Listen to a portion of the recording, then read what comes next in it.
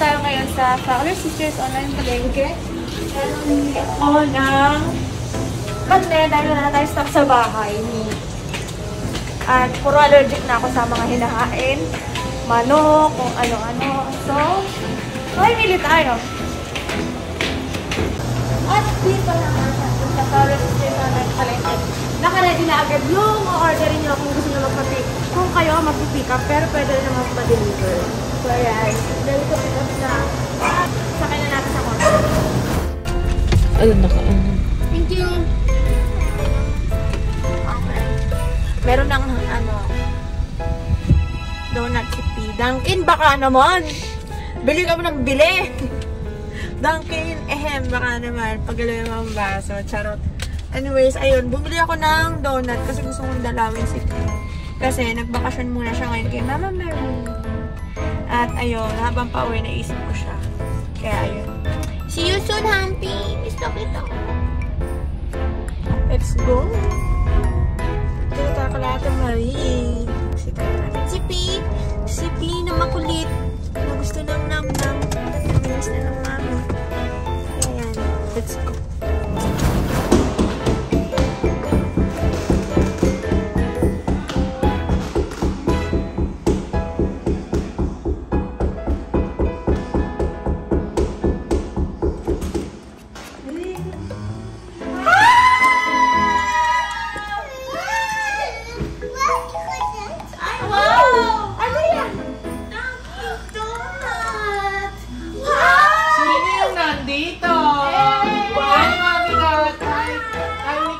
Hi, Papa.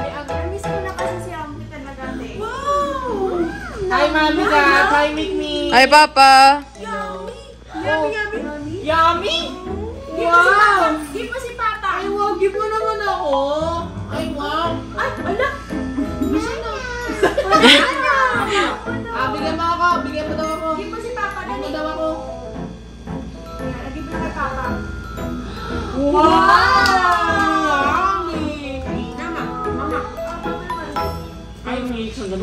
Hi, Papa. Videohan tayo.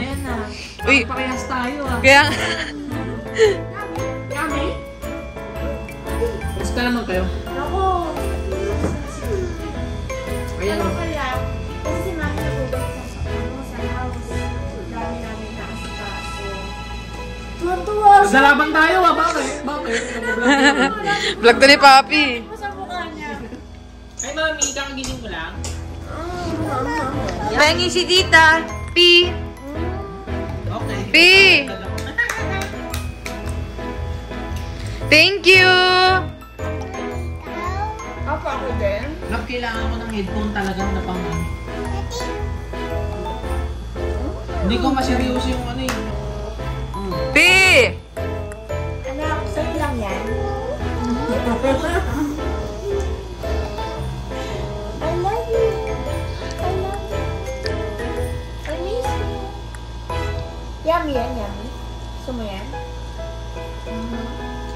You want that? Mama. Thank you. Mama. Mama.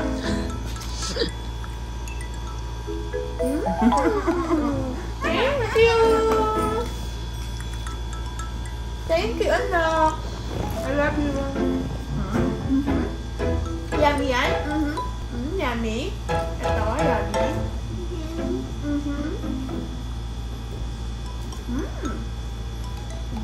Ano? Tulala ka na. Nabubusog-busog ka na. Huwag mong pakita yung bunga mo sa kanila. Baka lumusot ang pagkain. Ano? Di. Kay Mama Lib. Wow! Si Happy lumanak hindi madamon, no? Si Papa. Papa! Ilang ka ng ganito. Wow! Yay! Opo, Thank you. Si Papa. Opo. Ano, Mami? Ano kay Mami? Ito gusto ko po. Ito. Hawak ko. Sige. Ito gusto ko ito. Siya kakain. Mami to. Ito. Grabe na din umabot. Ay, Ay, Tita! Thank you!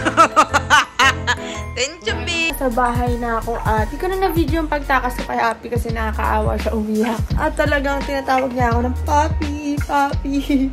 At hindi ko na talaga na-video kasi ang hirap tumakas kay Happy, guys. Sa totoo lang. Alam niya na nakakaintindi na siya nakapagsabi ko, alis na ako, hawakan niya si Happy. Talagang alam niya na yung mga ganung galawan. Kaya pinapaligiran niya na ako. Talagang bumabakot na siya. Kaya hindi ko na na-video. Ayun. And may dumating na parcel si Happy. Kaya ayun, i-unbox ko lang siya and ayusin ko na. Mag-unbox na tayo ngayon ng binili ko kay Happy. And actually, basic na ano niya to, basic needs niya sa kada buwan. Dahil malakas siya dito. Kaya medyo madami talaga ako bumili. Ayan. Medyo hindi mahirap ang pagbubukas natin dahil meron tayo mini cutter. Ayan. Puro bubble wrap. Ala! Yan! Gatas ni P. Yan. So, usually talaga binibili ko 4 na box ng 2.4 kilograms kasi lakas ni Happy dumede, guys, sa totoo lang. Bukod sa kumakain na siya ng kanin at madami pa siyang nam-nam na iniinom, madami siyang snacks, chocolate, yogurt drink. Yung dede talaga, guys, sobrang lakas niya. Lalo sa gabi, nakakailang bote kami, nakakailang timpla kami kada gabi. So, kailangan talaga namin madami stock.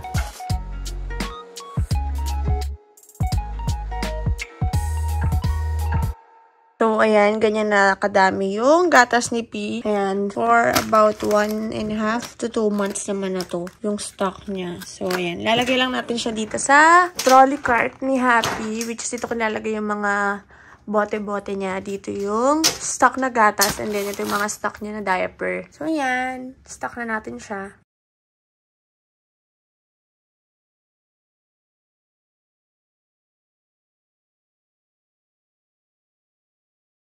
Mura naman yung stocks ni Happy. Hindi ko alam kung ako lang ba to, pero sobrang saya ko kapag ganyan kapuno yung stocks ni P. And yung diapers niya, may mga extra pa siya dito. And nandun yung mga bukas na.